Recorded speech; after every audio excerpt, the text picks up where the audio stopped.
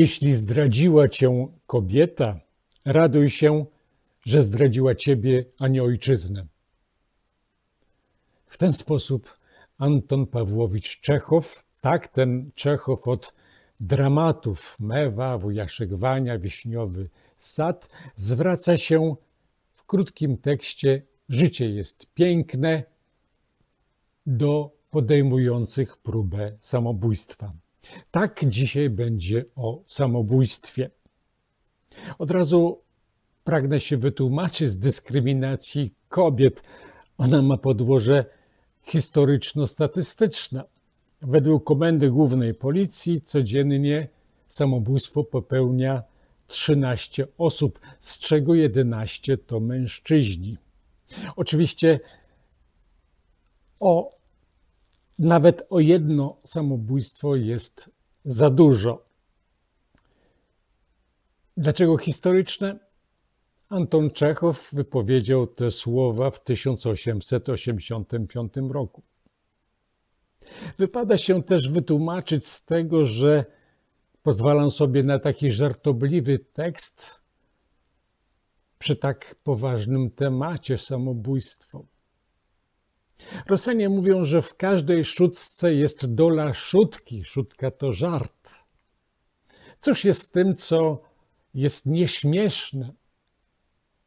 Tym, co nieśmieszne, jest to, co poważne, a najpoważniejsza z poważnych jest prawda.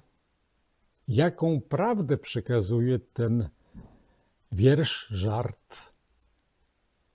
Prawdę o tym, że nie ma takiej miłości, po której nie mogłaby nastąpić miłość jeszcze większa, albo subtelniejsza miłość do ojczyzny, do Boga. Odrzucony poeta napisze wiersz, który uwieczni jego imię. Wzorem jest tu Chrystus, wielokrotnie zdradzony przez swoich uczniów, Judasz, Piotr, ale również przez naród, do którego przyszedł. Przypomnijmy sobie Palmową Niedzielę, te wiwaty na jego cześć i ten krzyk przed Piłatem: ukrzyżyj go. Tischler napisze, że miłość Chrystusa była miłością niemiłowaną. Życie można uczynić pięknym, jeśli nadać mu jakiś wyższy sens. I to, co się wydaje być powodem, by je zakończyć, może się stać powodem, by się nim zachwycić. Kirilłow z Biesów Fiodora Dostojewskiego, bohatera naszego dzisiejszego spotkania, jest człowiekiem, który właśnie w imię miłości najwyższej, tej do całej ludzkości, chce popełnić samobójstwo. I w ten sposób, poprzez samobójstwo, dać tej miłości świadectwo. Kolejne spotkanie w ramach Tischneriady z Dostojewskim i innymi. Ci inni to będzie oprócz Tischnera i Dostojewskiego Albert Camus. Albert Camus, ten od Dżumy. Tym razem tekst filozoficzny Le Mythe de Sisyphe, a więc mit Syzyfa. Samobójstwo. Samobójstwo Kirilłowa utrwaliło się w historii, stało się wielkim tematem filozoficznym. Ksiądz profesor Józef Tischner w swoim zbiorze tekstów Świat ludzkiej nadziei tak pisze o przypadku Kirilłowa. Nie można uciec od wyboru, bo ucieczka już jest wyborem. Zawsze daje się jakieś świadectwo wolności. Tischner pisze ten tekst w rozdziale Etos wolności, a więc etyka wolności. Wolność ma jakieś odniesienie do dobra i zła. Dalej. Powstaje jednak pytanie, jaki czyn człowieka jest najbardziej adekwatną ekspresją wolności. Jaka decyzja? Jest to problem Kiryłowa z Biesów Dostojewskiego, postaci uznanej za jeden z głównych symboli współczesnego doświadczenia wolności. Kiryłow decyduje się popełnić samobójstwo. Zabijam się, mówi, aby się zaprzeć pokory i wykazać moją straszliwą wolność. Kiryłow chce poprzez samobójstwo pokazać, że jest wolny, chce to udowodnić. Jakie ślady zostawia wolność, to pragnienie wolności? Tischner zadaje to pytanie, czym jest wolność i jakie ślady pozostawia ona w człowieku i w jego świecie, i odpowiada. Są to przejawy aksjologicznie negatywne. W drugim ich aksjologiczny charakter jest jednoznacznie pozytywny. Szczytem pierwszych jest szyderstwo, szczytem drugich wspaniałomyślność. Dzisiaj zajmiemy się wspaniałomyślnością, tą szczególną wspaniałomyślnością Kiryłowa. Co to znaczy aksjologiczna? To znaczy, że wolność przejawia się jako poszukiwanie wartości tego, co jest warte. To, co jest warte, aby żyć. Jaką cenę ma życie? Czy warto jest popełnić samobójstwo? Życie i śmierć oddzielnie, każdy z nich może mieć jakąś swoją wartość. Warto żyć i warto umrzeć. Szyderstwo zaś będzie taką formą demaskacji poprzez śmiech, kłamstwa o tym, że życie i śmierć ma jakąś wartość lub ma taką samą wartość. Szyderstwo jest znakiem tego, że spotykamy się z absurdem. Śmiech ma pokazywać absurdalność życia, które kończy się śmiercią. Więc to, co ma być życiem, jest z góry skazane na śmierć, na unicestwienie tego życia.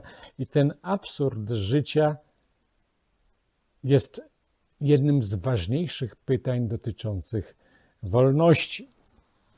Albert Camus napisze w swoim dziele, że jest tylko jeden problem, tak naprawdę poważny. To samobójstwo. Sąd, że życie nie jest warte, aby być przeżyte, to odpowiedzieć na podstawowe pytanie filozofii. Czy życie jest warte, czy nie jest warte, aby być przeżyte? To podstawowe pytanie filozofii. Albert Camus napisze, że to doświadczenie sprawia, że pojawia się absurd. Absurd, doświadczenie absurdu jest jakąś formą choroby ducha. I samobójstwo jest więc jakąś formą choroby ducha. Choroby ducha, która ogarnia człowieka i sprawia, że pragnienie życia obraca się przeciwko temu samemu życiu. Człowiek uważa, że powinien umrzeć. Kiryłow jest wspaniałomyślny. Kiryłow jest osobą, o której tak powie Stawrogin. ten, który z nim prowadzi długie rozmowy, ten, który zaraził go, natchnął go tą ideą ateistycznego zbawienia, tak nazwijmy ją roboczo. Tak powie, tak napisze Stawrogin w liście do Daszy, ostatnim swoim liście, zanim on sam nie popełni samobójstwa. Wspaniałomyślny Kiryłow nie udźwignął idei i zastrzelił się, lecz ja widzę, że on był wspaniałomyślny tylko dlatego, że nie był przy zdrowych zmysłach. Ja nigdy nie mogę stracić rozsądku i nie mogę uwierzyć w ideę w tym stopniu, co on. Stawrogin jeszcze w tym liście pisze, że on nie jest w stanie popełnić samobójstwa, a jednak go popełni. Czy wspaniałomyślność jest jakimś szaleństwem? Czy ktoś, kto jest wspaniałomyślny, stracił rozum? Na czym polega wspaniałomyślność? W oryginale Stawrogin pisze o wielkoduszu, o wielkoduszności. Tak też również moglibyśmy to słowo przetłumaczyć. Wspaniałomyślność i wielkoduszność. Wspaniałomyślność zwraca nam uwagę na doskonałość myśli, na wielkość tych myśli, ich niezwykłość. Natomiast wielkoduszność pokazuje na to, że człowiek ma szeroką duszę, a więc potrafi zapomnieć o swoich krzywdach, potrafi myśleć o innych. Pokazuje na jakiś czyn, na stosunek do innych ludzi, na zauważanie ich.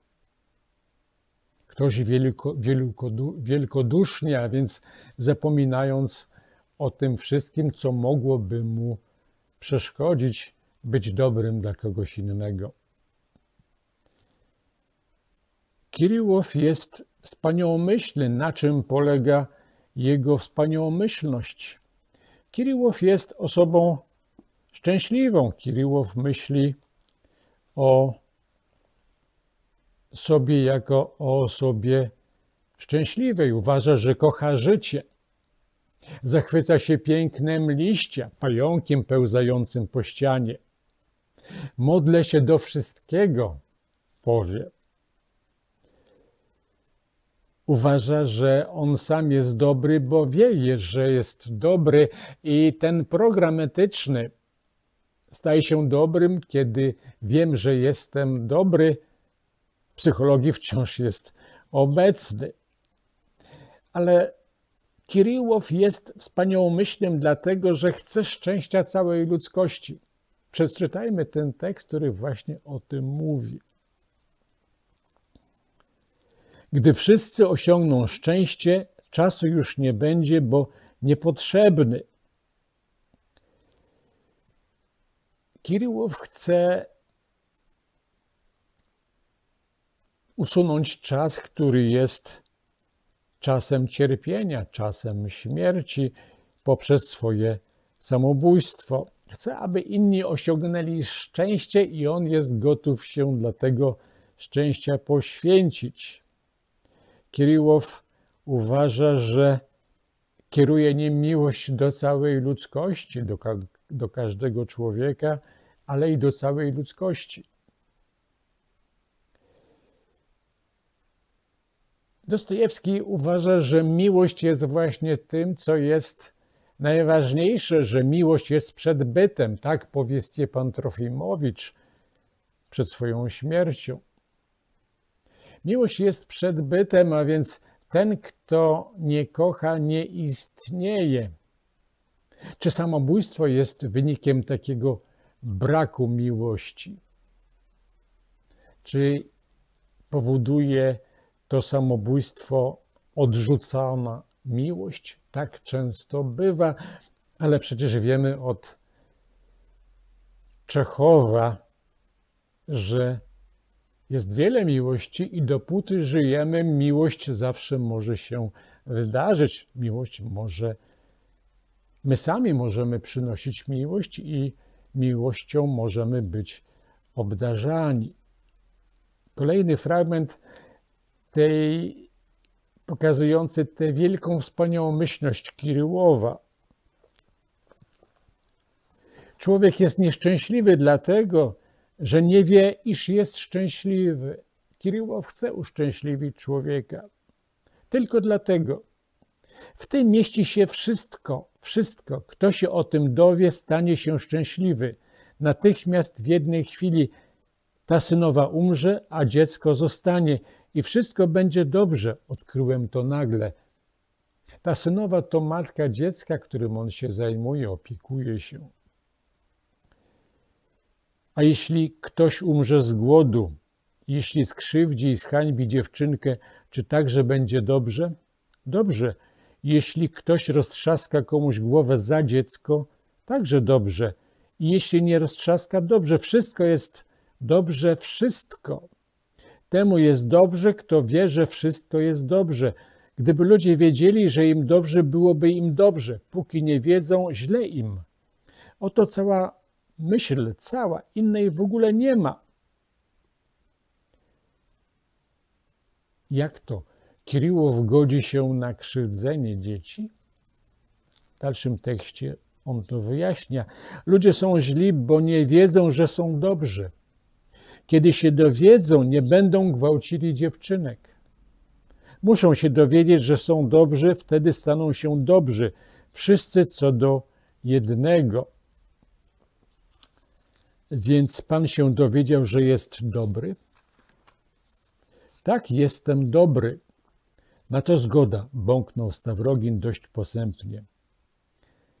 I tu kolejna misja Kiryłowa. On chce ludzi nauczyć, że są dobrzy po to, aby stali się dobrzy, mając taką wiedzę i nie krzywdzili dziewczynek.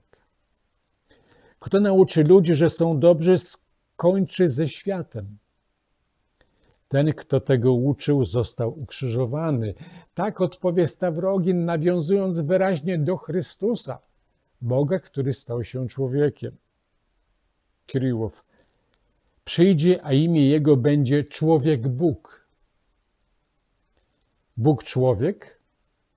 Nie, Człowiek-Bóg, w tym różnica.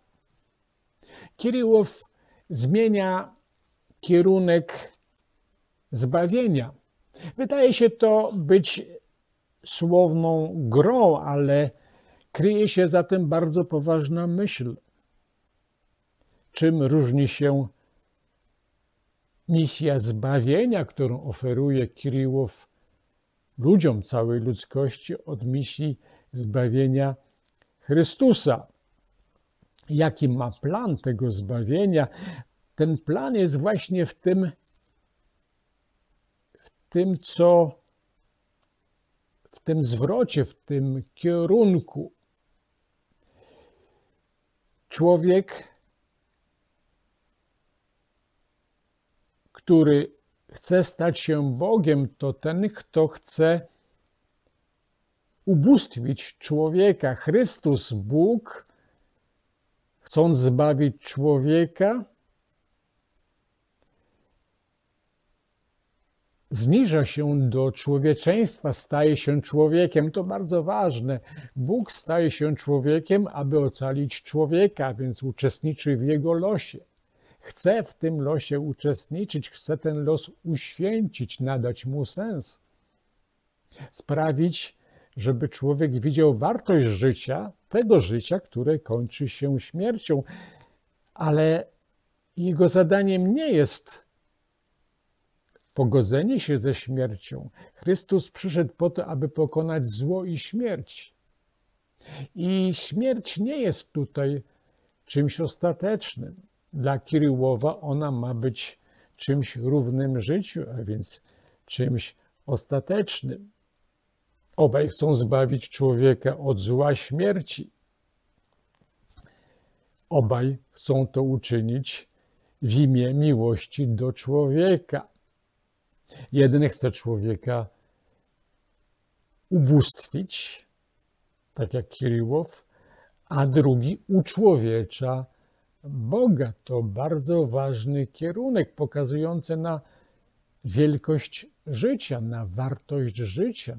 Życie ma boską wartość. Bóg według Kiryłowa jest konieczny. Nie można żyć bez Boga i ta myśl, że nie można żyć bez Boga, sprawia, że Kiryłow przeżywa dramat. Na czym ten dramat polega? Przeczytajmy. Biesy, Fiodor Dostojewski. Bóg jest niezbędny i dlatego musi istnieć. Bóg jest niezbędny, nie można się bez Niego obejść i dlatego musi istnieć. Dalej. Lecz wiem, że Boga nie ma i być nie może. To słuszniejsze. To w rozmowie z Piotrem Stepanowiczem, rewolucjonistą. Czy nie rozumiesz, że człowiek żyjąc nie może pogodzić tych dwóch myśli? Więc co, ma się zastrzelić? Czy nie rozumiesz, że to wystarczy, aby się zastrzelić? Czy nie rozumiesz, że może znaleźć się człowiek 1 na 1000 waszych milionów, który nie zechce i nie zniesie tego? Dramat człowieka, dramat Kiryłowa polega na tym, że wie, że Bóg jest potrzebny i powinien istnieć, ale On nie istnieje, Jego nie ma. Człowiek bez Boga nie może żyć, jego życie nie ma sensu, powinien się zastrzelić. I Kiryłow chce to zrobić jako pierwszy po to, aby stać się człowiekiem Bogiem. Tym, na czym polega ta boskość, którą chce przynieść Kiryłow człowiekowi. Ona ma polegać na zrównaniu wartości życia i śmierci. Na tym, aby i życie, i śmierć stało się równie wartościowe. Ale Kiryłow nie jest tylko wspaniałomyślny. On jest również człowiekiem, który chce uwolnić człowieka od bólu i strachu śmierci. Dramat polega na tym, że Kiryłow uważa, że Bóg nie istnieje, że Bóg to ból i strach przed śmiercią, że bieda człowieka polega na życiu w strachu i bólu przed śmiercią. I on chce być tym jedynym, który zabijając się, pokaże, że można ten strach, ten ból pokonać. Kiryłow jest wielkoduszny. Ta jego wielkoduszność jest zaskakująca dla wszystkich dookoła, bo Kiryłow unika ludzi. Szatow o Kiryłowie. Wtedy, kiedy on pomaga mu po przybyciu żony, zająć się nią, zaopiekować. Kiryłow, wołał Szatow, chwytając imbryk, cukier i chleb. Kiryłow, gdyby Pan zrzekł się swoich strasznych fantazji i ateistycznych bredni, co by z Pana był za człowiek? Co by z Pana był za człowiek? Jaką wielkoduszność potrafi okazywać, a więc wspaniałomyślność, która jest również wielkodusznością, tą szczodrością. Kiryłow nie żałuje ostatniego rubla, nie żałuje jedzenia, które ma, ostatniego jedzenia, które mu pozostało. Dalej, Kiryłow umie się cieszyć radościami innych. Widzę, że kocha Pan jednak żonę po tym, co było w Szwajcarii. To dobrze, że po Szwajcarii. Kiryłow zachwyca się wielkodusznością Szatowa, który mimo, że został przez żonę opuszczony, zdradzony, to jednak dalej ją kocha i gotów jest opiekować się nią i dzieckiem Stawrogina, które chce uznać za swoje, przyjąć i wychować jako swoje. Dalej. Jeśli zabraknie herbaty, niech pan przychodzi do mnie przez całą noc. Ja nie śpię. I samowar będzie, niech pan weźmie tego rubla, proszę wracać do żon. Ja to zostanę i będę myślał o panu i o pańskiej żonie. Kiryłow nie jest egoistą, który myśli tylko o sobie i ta wielkoduszność jest pokazywana przez niego na wiele sposobów. Opiekuje się dzieckiem, którego matka jest w szpitalu, tym, o którym już wspomnieliśmy. Opiekuje się Marią Lebiatkiną, kuternoszką. Pali lampkę przed ikoną, on ateista, by sprawić przyjemność staruszce, właścicielce. Karmi Fietkę, katorżnika, mówi mu o Bogu. Kiedy trzeba, jest sekundantem Stawrogina. Interesuje się innymi, rozmawia z nimi o sprawach poważnych. Kiryłow przygotowuje się do tego poświęcenia, tak jak Chrystus na pustyni, tak Kiryłow jest w jakimś sensie pustelnikiem. W imię miłości, zbawienia ludzi wybrał samotność. Powie w rozmowie z alter ego Dostojewskiego: 4 lata prawie z nikim nie rozmawiam, staram się unikać ludzi dla własnych celów. Dla jakich celów?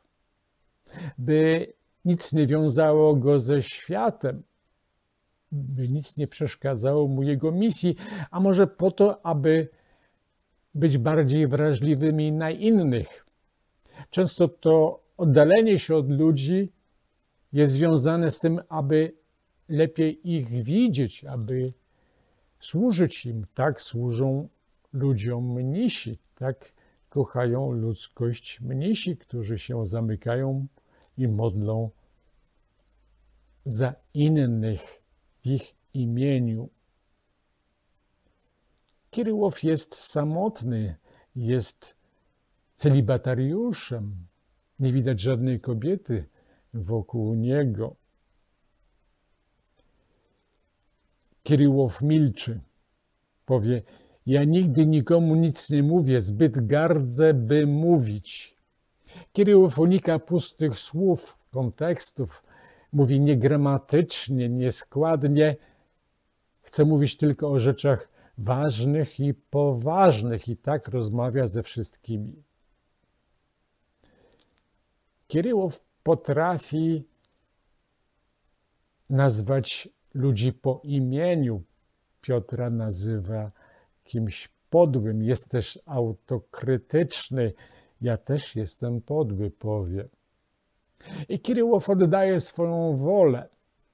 Jest posłuszny innym, to inni wyznaczą mu czas i godzinę jego samobójstwa, tak samo jak i powód, który napiszą w liście.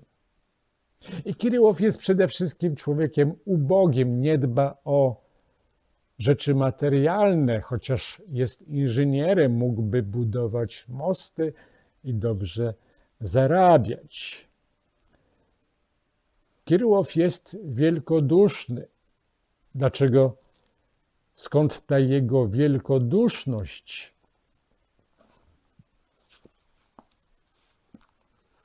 Przeczytajmy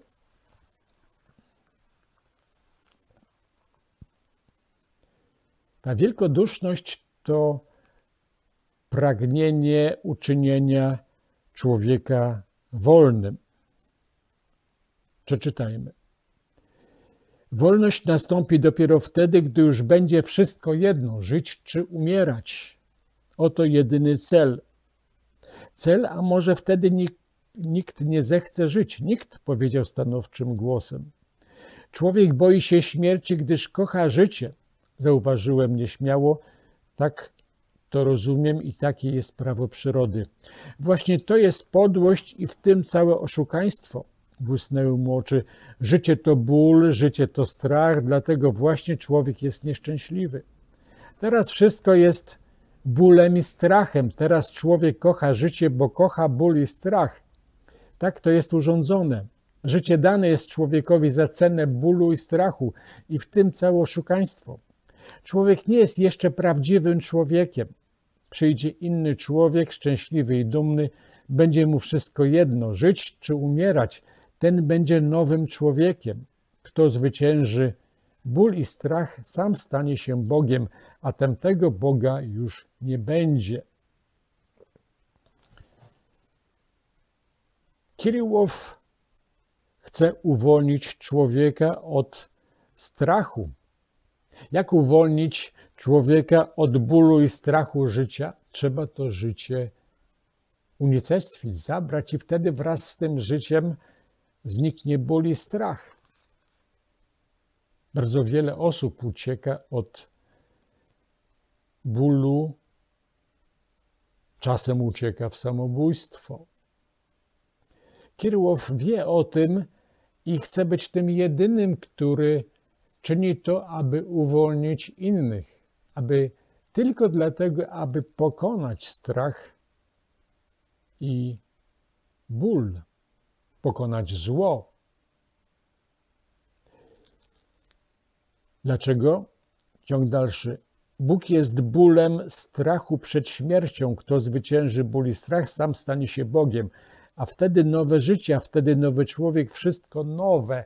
I to odniesienie do Apokalipsy. Nastanie nowe niebo i nowa ziemia.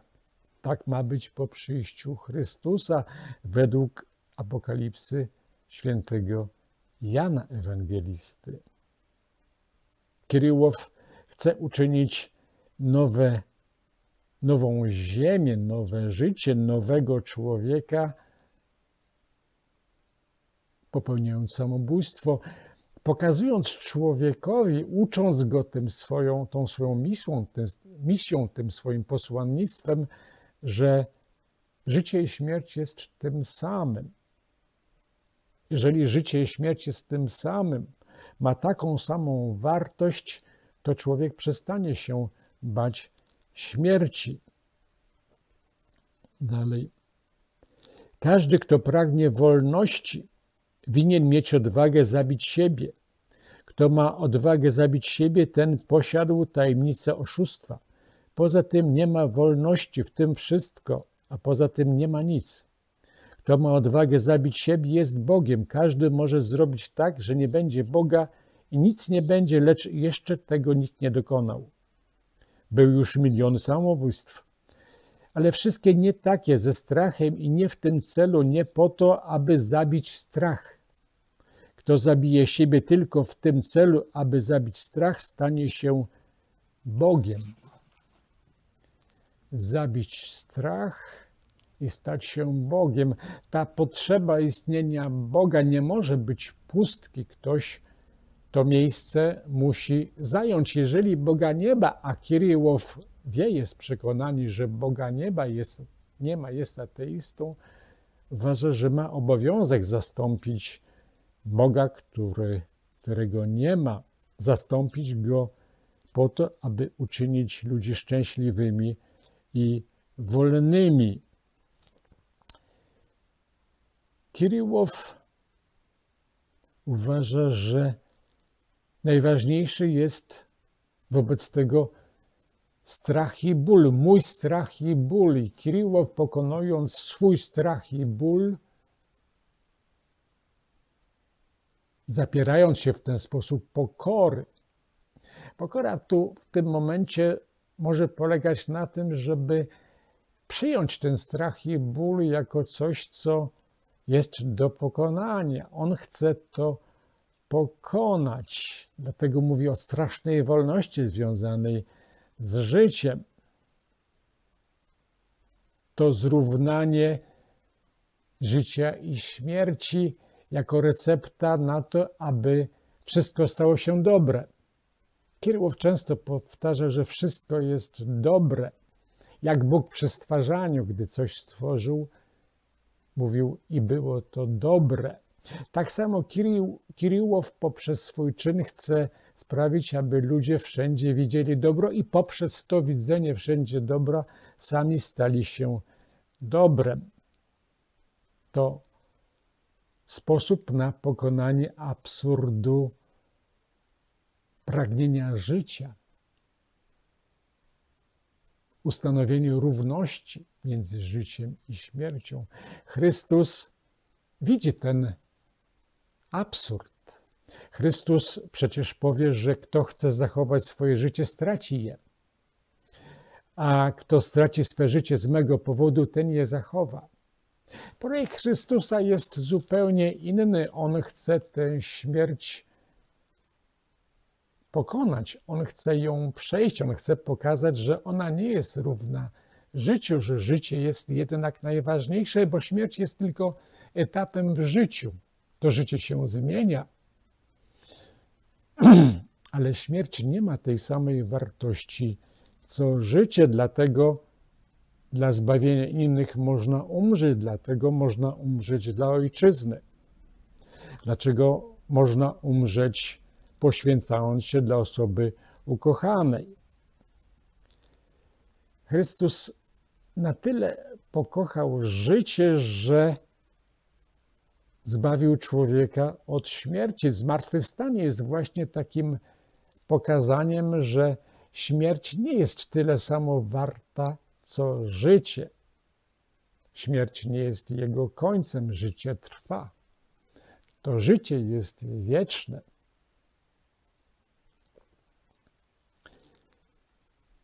Kiryłow czyni to w imię prawdy.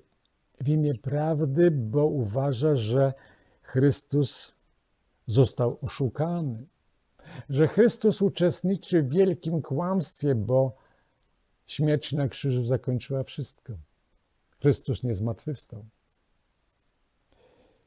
Chrystus nie znalazł się w raju razem ze złoczyńcą, który wisiał na krzyżu obok niego, tak jak on mu to obiecał.